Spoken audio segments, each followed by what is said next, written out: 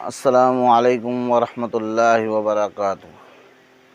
بسم اللہ الرحمن الرحیم۔ الحمد للہ رب العالمین والعاقبۃ للمتقین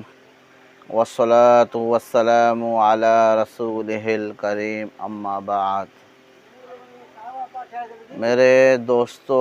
اخلاص جو ہے اعمال کے قبول ہونے کا دار و مدار اخلاص پر ہے۔ اعمال کے قبول ہونے کا دار و مدار اخلاص پر ہے کہ انما الاعمال بالنیات، کہ رسول پاک صلی اللہ علیہ وسلم فرمایا کہ نیت اگر صحیح ہوگی تو انسان کا عمل بھی قبول ہے، اگر نیت صحیح نہیں ہے، اخلاص نہیں ہے تو انسان کے اعمال بیکار ہے، فضول ہے، بلکہ پکڑ کا سبب بنیں گے وہ آخرت میں۔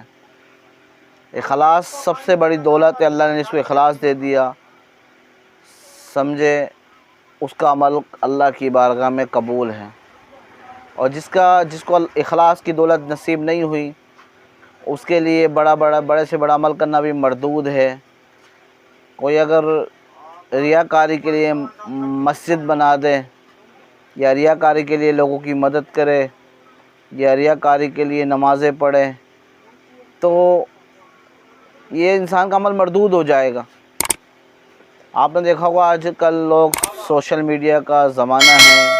یوٹیوب، فیس بک، انسٹاگرام، اس کا زمانہ ہے۔ آج کل کوئی کسی کی مدد بھی کرتا ہے تو ویڈیو بنائی جاتی ہے اور دکھایا جاتا ہے کہ فلاں آدمی غریبوں کی مدد کر رہا ہے، یہ دکھایا جاتا ہے انسان کو۔ لیکن کیونکہ اخلاص سب سے بڑی دولت ہے، ہمیں چاہیے کہ ہم کسی کو کچھ دینا بھی چاہ رہے ہیں تو کسی کی عزت کو نہ اچھالیں۔ آپ کسی کی مدد کر رہے ہیں تو آپ ویڈیو بنا کر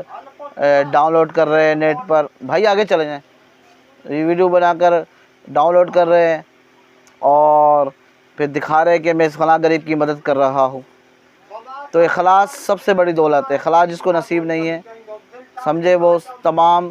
اللہ کی بارگاہ میں اس کے اعمال جو ہے مردود ہے۔ کوئی اگر ریاکاری کے لیے سونا چاندی بھی اللہ کی راہ میں صدقہ کرے،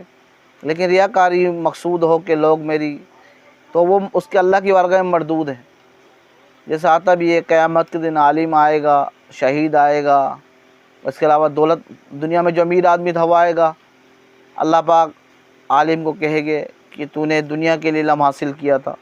اپنی واہ کے لیے علم حاصل کیا تھا، اپنی شہرت کی خاطر علم حاصل کیا تھا، اللہ ہمیں بچائے،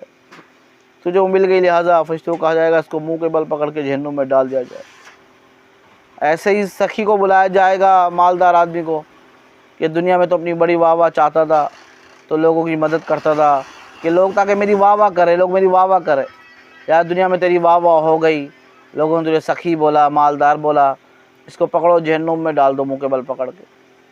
ایسے ہی شہید کو بلایا جائے گا کہ دنیا میں تو چاہتا تھا مجھے بہادری کا سرٹیفکیٹ ملے، لوگ مجھے بہادر سمجھے، لہذا تو دنیا میں شہید ہو گیا اور تجھے لوگوں نے بہادر بھی کہا کہ بڑا بہادر تھا، شہید ہو گیا اللہ کے راستے میں، لیکن ریاکاری تھی، تو اس لیے تیرا شہادت کا رتبہ ہمارے یہاں قبول نہیں ہے، لہذا فرشتوں کو حکم ہوگا اس کو پکڑو، منہ کے بل پکڑ کے جہنم میں ڈال دو۔ تو بھائی انسان کو ہر وقت ڈرتے رہنا چاہیے، اللہ سے دعا کرتے رہنی چاہیے، اے اللہ اخلاص دے، اخلاص دے۔ لیکن ریاکاری کی وجہ سے انسان کو نیکی کا عمل چھوڑنا بھی نہیں چاہیے۔ بس اوقات انسان ریاکاری خود نہیں چاہتا، لیکن بس اوقات انسان کے دل میں خیال آ جاتا ہے، تو ہمیں نیکی کا عمل بھی نہیں چھوڑنا اس وجہ سے، بلکہ ہم نے نیکی کا عمل زیادہ سے زیادہ کرنا ہے، اس میں اخلاص اللہ سے مانگتے رہنا، اللہ کی مدد انشاءاللہ شامل حال ہوگی، اور کوشش کرتے رہنا ہے کہ میں جتنا ہو سکوں چھپ کے نیک اعمال کروں، چھپ کے غریبوں کی مدد کروں، چھپ کے نفل نمازیں پڑھوں، چھپ کے دعائیں مانگوں۔ تو انشاءاللہ جب کوشش کرے گا آہستہ آہستہ تو اخلاص اس کو انشاءاللہ نصیب ہو ہی جائے گا۔ لیکن اس کی وجہ سے انسان کو اپنے اعمال نہیں چھوڑنے چاہیے، کیونکہ ہو سکتا ہے انسان بس وقت نماز پڑھ رہا ہوتا ہے یا بس وقت صدقہ دے رہا ہوتا ہے، انسان کے دل میں خیال آتا جاتا ہے کہ میرے واہ، تو آپ نے اس خیال کو ہٹانا ہے،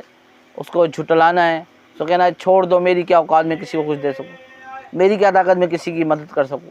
یہ سب میرے رب کا فضل ہے، جس نے مجھے اس قابل بنایا کہ آج میں لوگوں کی مدد کر رہا ہوں، لوگوں کو دے رہا ہوں۔